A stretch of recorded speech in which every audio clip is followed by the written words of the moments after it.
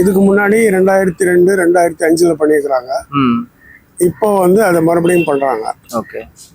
ஆனால் இதுவரைக்கும் நடந்த எந்த எஸ்ஐஆர்லையுமே இவ்வளோ பெரிய குளறுபடியோ மக்களுக்கு இவ்வளோ அச்சமோ ஏற்பட்டதில்லை. ஏன்னா அது பீகாரில் நடந்தப்போ 65,000 வாக்காளர்களை நீக்கிட்டாங்க.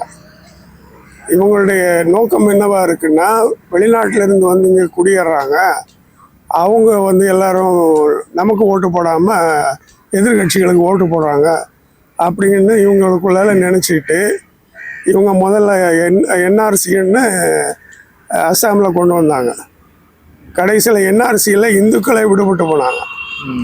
அதனால இப்போ அங்கே எஸ்ஐஆர் வேண்டாம்னு அவங்களே சொல்கிறாங்க.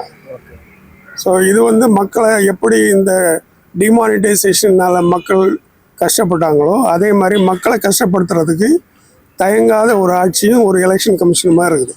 இதனால் சாதாரண மக்களுடைய ஓட்டுகள் நிறைய விடுபட்டு போகும்.